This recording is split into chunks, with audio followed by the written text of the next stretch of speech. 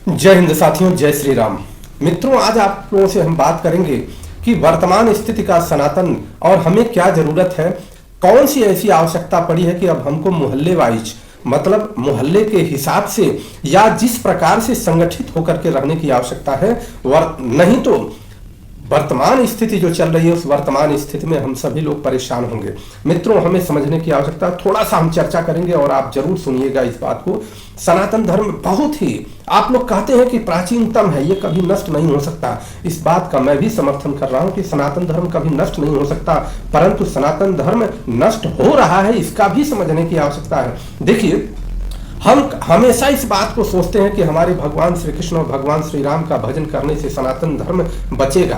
आप सोचिए, कल्पना करिए, प्रभु ने जरूर कहा है कि अपना भजन, हमारा भजन करिए, परंतु उन्होंने ये भी कहा है कि नवमे पार्थार्थी कर्तव्यम त्रिश्लोके किंचन नाम वाप्तम वाप्तव्यम वर्तैव च कर्माणि। उन्होंने कहा है कर्म करने के लिए और रक्षा के लिए। अब सोचिए कि जो सनातन धर्म पूरी दुनिया में फैला हुआ था, कल्पना करिए कि हर जगह आपके धर्म के ही लोग थे, आपके सनातनी लोग ही थे, परंतु आज कौन सी ऐसी स्थिति आ गई कि जो आप सिमटते जा रहे हैं। जितने भी मुगल आक्रांताओं ने हमला किया, क्रिश्चियनिटी ने हमला किया, विशेष करके जो मुगल आक्रांताओं ने हमला किया, उन्होंने क्या किया कि उन्होंने आपका लूटपाट ही नहीं किया, आपकी संस्कृति के साथ ही कितना छेड़खानी किया। आप जिस चीज को पूजनीय मानते हैं उसी को खंडित किया उन्होंने। आप मातृशक्तियों को पूजनीय मानते हैं और वो मातृशक्तियों के साथ दुराचार, बहन बेटियों के साथ दुराचार, बलात्कार, तरह तरह की यातनाओं का उन्होंने काम किया। आप जितनी भी यातनाएं देख लीजिए, और आज दुनिया में ही नहीं, आज भारत में आप सिमटते जा रहे हैं। हो सकता है आप तरह तरह के उदाहरण दे सकते हो,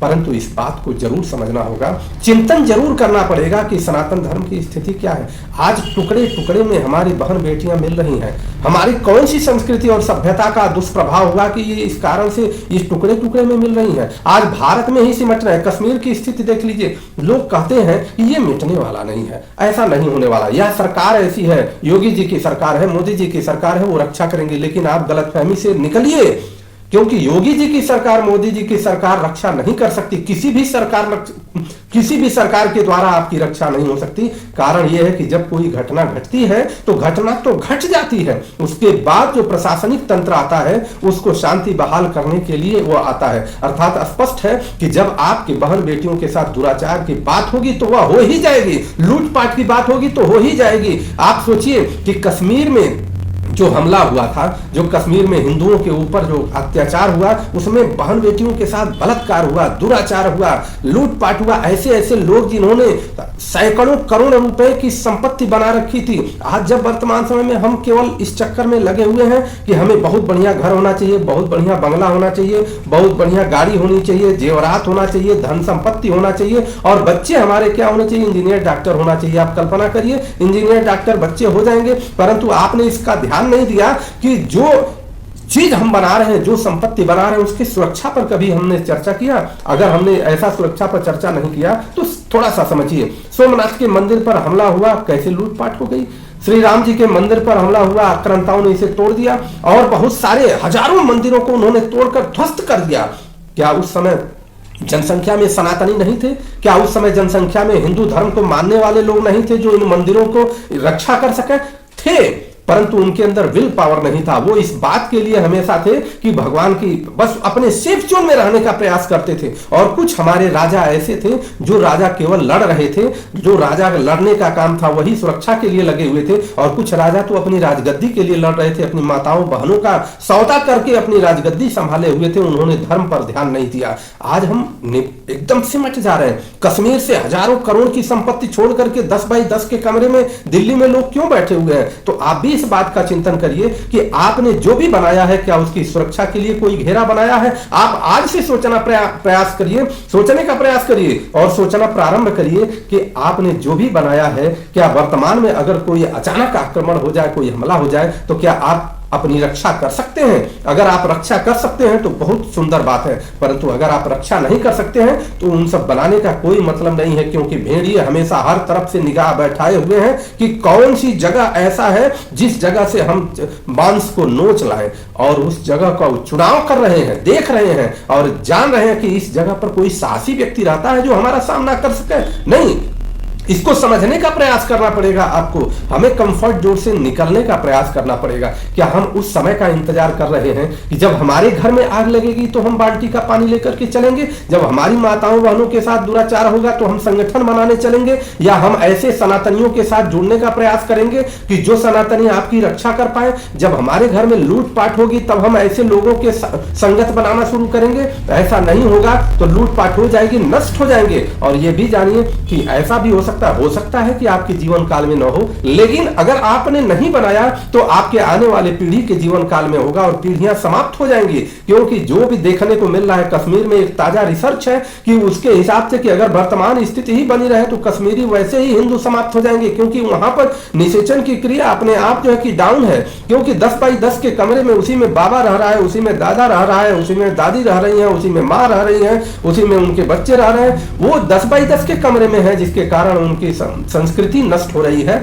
और कोई भी सरकार, किसी भी प्रकार की कोई भी सरकार हमेशा इस बात का गणित जरूर लगाती है कि उनको सत्ता में कैसे आना है, इस पर वो ज्यादा चिंतन करती है। और सत्ता में आज लोकतंत्र के हिसाब से सत्ता में जिनके पास वोट ज्यादा होगा वही सत्ता में आएंगे। तो हम मुगल आक्रांताओं के द्वारा, जो अंग्रेजों के द्वारा जो प्रताड़ित किए गए, उनको फिर से दोहराए न। भारत का ऐसा भूभाग जो 7 प्रदेश ऐसा है कि जो हिंदू विहीन और सनातनी विहीन होने की तरफ है।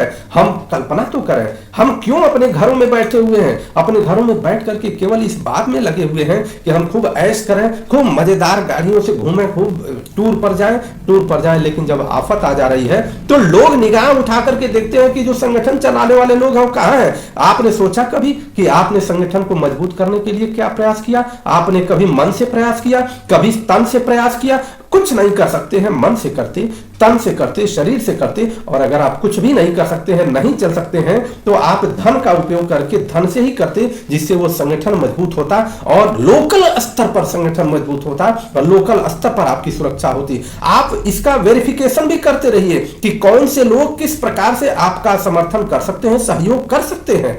श्री राम शौर्य कथा की क्या आवश्यकता है? श्री राम शौर्य कथा के माध्यम से हम भगवान श्री राम और भगवान श्री कृष्ण के उन शौर्य का वर्णन करेंगे जिस शौर्य के हिसाब से उन्होंने कहा जरूर कि राम का नाम लेना अत्यंत आवश्यक, इससे आप तर जाएंगे, परंतु यह भी उन्होंने बताया है कि किस प्रकार से हम सिफारिश 3 बार ही कर सकते हैं, 3 दिन कर सकते हैं। उसके बाद हमको शस्त्र संधान करना पड़ेगा अपनी सुरक्षा के लिए। उसके बाद हमें इस राष्ट्र की रक्षा के लिए शस्त्र का संधान करना पड़ेगा, माता सीता की रक्षा के लिए शस्त्र का संधान करना पड़ेगा, अपने देश की रक्षा के लिए संधान करना पड़ेगा। ये श्री राम शौर्य कथा का मतलब है। आप जरूर आइए। मेरे समझ से अगर जो भी व्यक्ति ऐसे हैं जिनके अंदर जिंदा दिल है और सनातन धर्म के प्रति जिंदा दिल है, जो ये सोचते हो कि क्या करना है, हम तो तलवार देखेंगे तो मुसलमान बन जाएंगे, तलवार देखेंगे तो व्यभिचारी बन जाएंगे, बलात्कारी बन जाएंगे, उनके लिए ये आह्वान नहीं है। परंतु उनके लिए जरूर आह्वान है कि जो अपनी संस्कृति के साथ गौरव के साथ अपना जीवन यापन करना चाहते हैं,